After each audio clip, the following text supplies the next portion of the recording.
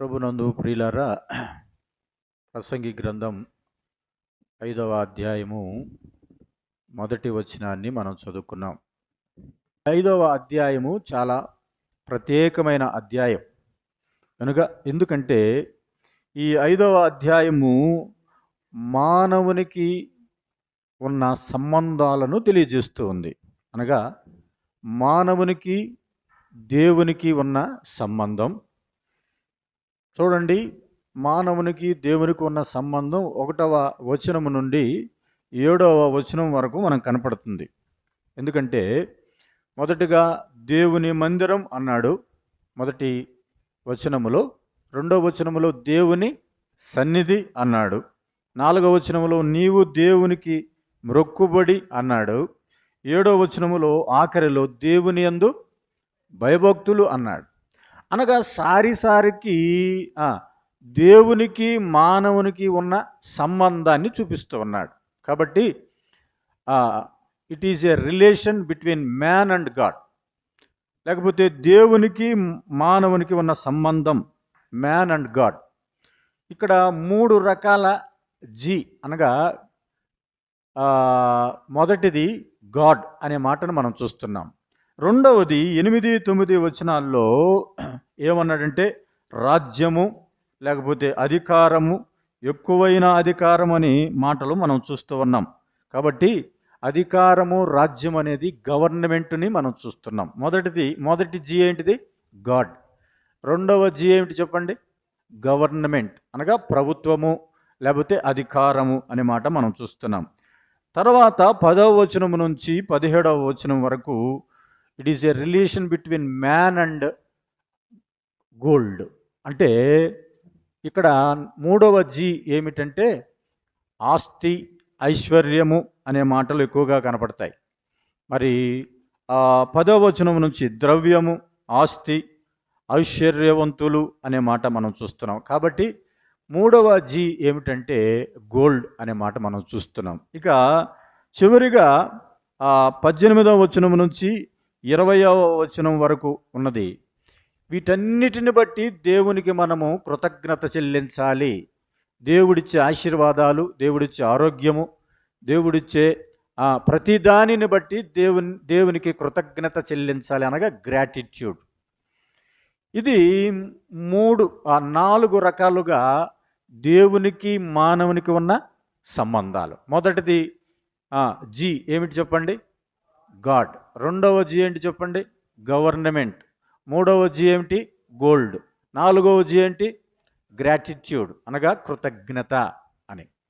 ఈ 4 రకాలుగా దేవుడు మరి అక్కడ సంబంధాలను ప్రసంగి తేటగా మనతో మాట్లాడుతున్నట్లుగా మనం చూస్తూ ఉన్నాం. అయితే 5వ అధ్యాయము మొదటి వచనములో దేవుని గురించి చెప్పబడిన సంగతులు, అనగా దేవుని మందిరములో జనుల ప్రవర్తన అనే మాటను మనం చూస్తున్నాం. ఏమన్నాడు చూడండి, నీవు దేవుని మందిరమునకు వెళ్ళినప్పుడు ఏమన్నాడు? పోవునప్పుడు నీ ప్రవర్తన జాగ్రత్తగా చూసుకొనుము అన్నాడు. దేవుని మందిరానికి వెళుతున్నప్పుడు మన ప్రవర్తన అని జాగ్రత్తగా చూసుకోవాలి అని చెప్తున్నప్పుడు అక్కడ ఏమన్నాడు? నీ ప్రవర్తన అనేది, అనగా నీ అనేది ఏమిటి చెప్పండి? వ్యక్తిగతమైనది. ప్రతి వ్యక్తి తన ప్రవర్తన దేవుని మందిరములో ఎలా ఉందో ఏం చేయాలి? చూసుకోవాలి అన్నాడు. నీ ప్రవర్తన జాగ్రత్తగా చూసుకో. ఎప్పుడు? ఉద్యోగానికి వెళ్ళేటప్పుడు కాదు, ప్రయాణం చేసేటప్పుడు కాదు, వ్యాపారం చేసేటప్పుడు కాదు. మన ప్రవర్తన ఆఫీసులో బాగుండాలి అని మనం కోరుకుంటాం. అలాగ ప్రవర్తన బాగుంటే మన పై అధికారులు మన ప్రవర్తనను బట్టి మనల్ని మెచ్చుకొని మనకు ప్రమోషన్ అయినా ఇచ్చే అవకాశం ఉన్నది అని అనుకుంటాం. అంటే మన ప్రవర్తన జాగ్రత్తగా ఉండవలసింది లోకములో కాదు, ఎక్కడ? దేవుని మందిరములో అన్నాడు. నీవు దేవుని మందిరమునకు వెళ్ళినప్పుడు జాగ్రత్తగా నీ ప్రవర్తన చూసుకోవాలి. అయితే ఇదే మాట క్రొత్త నిబంధనలో 1 తిమోతి పత్రిక 3వ అధ్యాయం 15వ వచనం, అయినను నేను ఆలస్యము చేసిన ఎడల ఏమన్నాడండి? దేవుని మందిరములో అనగా జీవము గల దేవుని సంఘములో జనులు ఎలాగూ ప్రవర్తించాలి అన్నాడు. అదే మాట ఇక్కడ రాశాడు. దేవుని మందిరములో జనుల ప్రవర్తన ఎలాగుండాలి అని చెప్తున్నాడు. అనగా జనుల ప్రవర్తన అని జనులు ఎలాగు అనే దగ్గర ఫుట్ నోట్ వేసి కింద ఏమన్నాడు చూడండి, నీవెలాగూ ప్రవర్తించాలో అన్నాడు. మందిరము అనగానే మనకు ఒక ఆలోచన ఉంటుంది. ఏమిటి? మందిరం మందే, మందిరము మందే. ఎందుకంటే మనం కట్టుకున్నాం, మనం ముందున్నాం, మనం పరిచర్య చేశాం, మనం కష్టపడ్డాం. కాబట్టి ఈ మందిరం ఎవరిది? మనది అనే ఆలోచన చాలామందికి మందిరాన్ని గురించి ఉంటుంది. ప్రియులారా, మందిరము ముందున్న వెనకున్న సిమెంట్ బస్తాలు ఇచ్చినా, ఇనుమిచ్చినా, అన్ని పనులు చేసినా, 50,000 డబ్బులు ఇచ్చినా అన్నీ చేశాం. కానీ ఎన్ని చేసినా మందిరం మంది కాదు. అర్థమైందా? జీవము గల దేవుని సంఘము అన్నాడు. అందుకే నా మందిరము అన్నాడు కదా. నా మందిరము సమస్త జనులకు ఏమన్నాడు చెప్పండి? ప్రార్థనా మందిరం అన్నాడు. ఎవరి మందిరం అంటండి? నా మందిరం అన్నాడు. నా మందిరం అంటే మరి నీకెందుకు బాధ? ప్రభువారు నా మందిరం అన్నాడు, ఈ మందిరము నాది అన్నాడు. అందుకనే మత్తయి సువార్త 16వ అధ్యాయం 18వ వచనములో పేతురుతో ఈ బండ మీద అంటూ ఏమన్నాడు? నా సంఘం అన్నాడు. సంఘం ఎవరిది? దేవునిది. మనం ఇల్లు వదిలిపెట్టాము అంటే ఇల్లు మందే. ఇల్లు వదిలిపెట్టామంటే ఇంట్లో మనం ఉంటాం, ఇల్లు వదిలిపెట్టాం. ఇల్లు వదిలిపెట్టిన తర్వాత మనము ఎవరింటికి వస్తున్నాం? మన ప్రభు ఇంటికి. ఆయన ఇల్లు అన్నాడు. మన ప్రభు ఇంటికి మనం వచ్చినప్పుడు మన ఇంట్లో మనం ఉన్నట్లు మన ప్రభు ఇంట్లో మనం ఉండటానికి వీల్లేదు. మన ఇంట్లో టీవీ చూస్తాం, మన ఇంట్లో సౌండ్ పెద్దగా పెట్టుకుంటాం, మన ఇంట్లో ఎలా పడితే అలాగా కూర్చుంటాం. కానీ దేవుని ఇంటిలో మన ప్రవర్తన జాగ్రత్తగా ఉండాలి అని జ్ఞాపకం చేస్తున్నాడు. ప్రియులారా, నిజానికి 119వ కీర్తన 8వ వచనములో మరి అక్కడ కొన్ని గ్రీకు భాషా పదాలు ఉపయోగించాడు, ఆల్ఫాబెట్స్ ఉపయోగించాడు. మొదటిగా అలెఫ్ అని, రెండవది బేత్ అని అన్నాడు. అనగా మొదటిది అలెఫ్ అంటే ఎద్దు అని అర్థం ఉంది, రెండవదిగా బేత్ అంటే ఇల్లు అని అర్థం. బి అనే అక్షరంతో అది ప్రారంభించబడింది. అనగా బేత్ అనగా ఇల్లు అన్నాడు. బేతేల్ అంటే ఏంటి చెప్పండి? ఇప్పుడు దేవుని ఇల్లు అన్నాడు. ప్రియులారా, దేవుని ఇంటికి మన ఇంటికి చాలా తేడా ఉంది. మన ఇంట్లో స్వతంత్రంగా తిరుగుతాం, కానీ దేవుని ఇంట్లో స్వతంత్రంగా తిరగటానికి వీల్లేదు. మన ఇంట్లో ఇష్టమైన వస్తువులు లేకపోతే ఇష్టమైన బట్టలు మనం ధరిస్తాం. మరి దేవుని మందిరానికి వచ్చేటప్పుడు ఇష్టమైన బట్టలు, నేను షార్ట్ వేసుకొని వస్తాను, నేను టీషర్ట్ వేసుకొని వస్తాను అని మనము జీన్ ప్యాంట్ వేసుకొని దేవుని సన్నిధికి మనం ఎలా పడితే అలా రాకూడదు. బట్టల ద్వారా దేవుని మనం మహిమపరచాలి. మన మన మన దుస్తుల ద్వారా దేవునికి మహిమ వచ్చేటట్టుగా మన ప్రవర్తన ఉండాలి. ప్రియులారా, అనగా దేవుని మర్యాదను కాపాడేటట్లుగా మనం ఉండాలి. అంత మాత్రమే కాదు, మనం ఇంటికి ఏదైనా పని ఉంటే ఆలస్యంగా వస్తాం, కానీ దేవుని ఇంటికి మనం ఆలస్యంగా రావటానికి వీల్లేదు. మనం ఇంట్లో స్వేచ్ఛగా మాట్లాడుకుంటాం, కానీ దేవుని సన్నిధిలో మనం స్వేచ్ఛగా ఎలా పడితే అలాగ మాట్లాడటానికి వీల్లేదు. మనం ఇంట్లో ఆత్మీయులు దగ్గరగా ఉండాలని ఆత్మీయులతో మనం మాట్లాడతాం. ఇంట్లో అనగా బంధువులు, ఆత్మీయులను మనం పిలిపించుకొని మాట్లాడతాం. అనగా ఆత్మీయుల కొరకు మనము దేవుని సన్నిధికి వస్తున్నాం, మా ఆత్మీయుల కొరకు మనం ఇంట్లో మనం ఉంటున్నాం. అదే ఆత్మ సంబంధమైన విషయాల కొరకు మనము దేవుని సన్నిధికి రావాలి. ప్రవర్తన జాగ్రత్తగా లేకపోతే దేవుడు అసలు నువ్వు రావద్దు పో అంటున్నాడు. అన్నాడు లేదా? నువ్వు నీ ప్రవర్తన సరిగా లేదు, నువ్వు క్రమంగా కూర్చోట్లేదు, భక్తిగా లేవు, సరైనటువంటి విశ్వాసంతో లేవు, సరైనటువంటి స్థితిలో లేవు.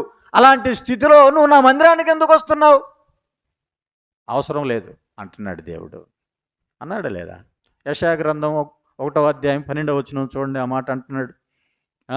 యెషయా గ్రంథం 1వ అధ్యాయము 12వ వచనం, నా సన్నిధికి కనబడవలనని మీరు వచ్చుచున్నారే. ఏమంటున్నాడండి? మిమ్మును, అసలు ఎవరయ్యా మిమ్మల్ని రమ్మంది? నా సన్నిధికి కనపడాలని మీరు వస్తున్నారు. ఎవరు రమ్మన్నారు మిమ్మల్ని? దేవుడు వేస్తున్న ప్రశ్న ఇదేనండి. మిమ్మల్ని ఎవరు రమ్మన్నారు? నా ఆవరణము త్రొక్కాలని మీరు ఆశపడుతున్నారు. వస్తున్నారు, మంచిదే. ఎలా వస్తున్నారు? ఏ ఆలోచనతో వస్తున్నారు? ప్రియులారా, ఏమంటున్నాడు? ఆయన సన్నిధికి మనం వస్తున్నప్పుడు మనము చాలా జాగ్రత్తగా ఉండాలి. ఆయన సన్నిధిలో మన ఇష్టానుసారమైన ప్రవర్తనను బట్టి ఆయన బాధపడతాడు. లూకా సువార్తలో 19వ అధ్యాయములో ఆయన యెరూషలేమును చూసి ఏం చేస్తున్నాడు చెప్పండి? ఆయన బాధపడుతున్నాడు. యెరూషలేము ఆ పట్టణాన్ని చూసి ఆయన బాధపడుతున్నాడు.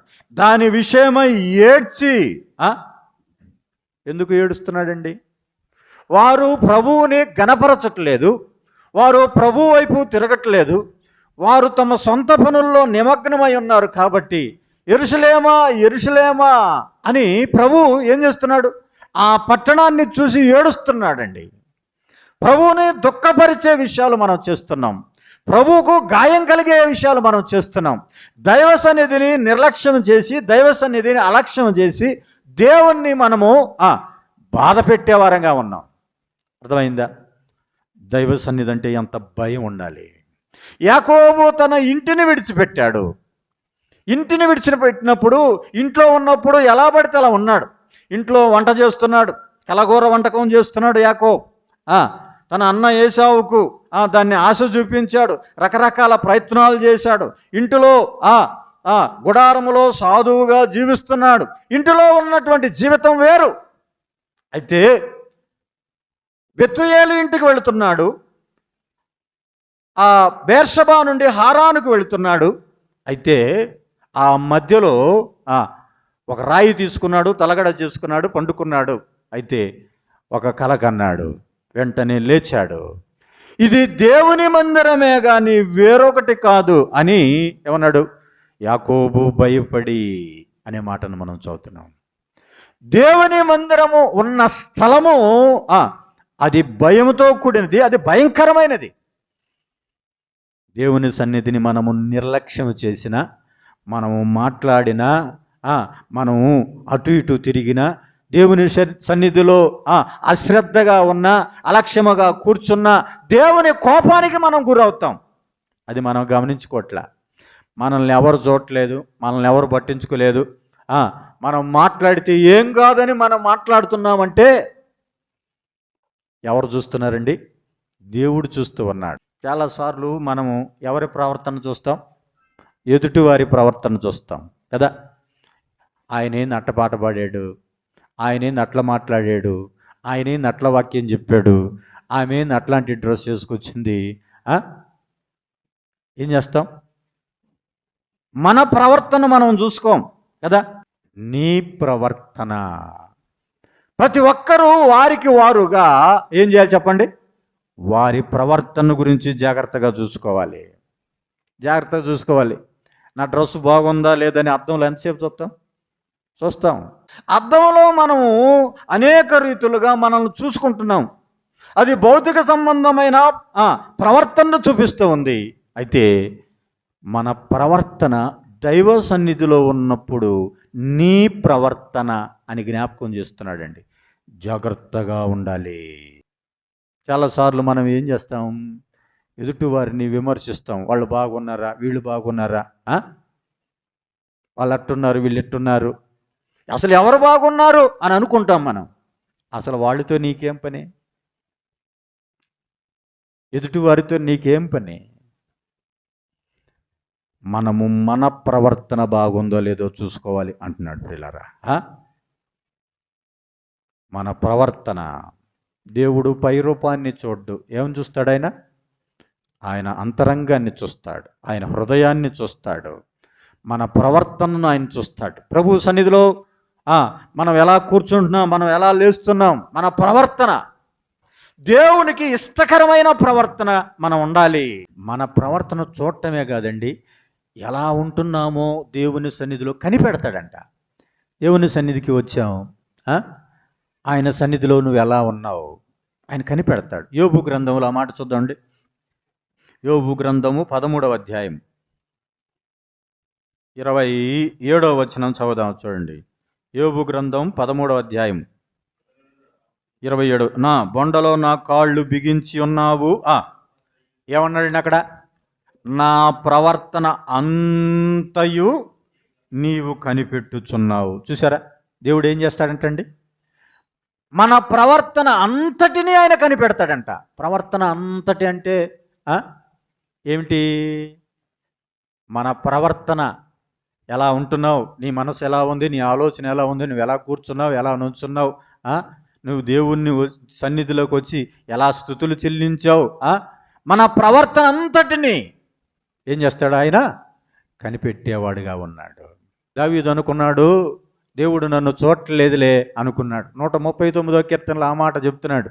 మనము దేవుని సన్నిధిలో మాట్లాడినా, దేవుని సన్నిధిలో అటు ఇటు తిరిగినా, దేవుని సన్నిధికి నిర్లక్ష్యంగా వచ్చినా, దేవుని సన్నిధికి ఆలస్యంగా వచ్చినా, దేవుని సన్నిధి అనే భయం లేకుండా ఉంటే ఏమంటున్నాడండి?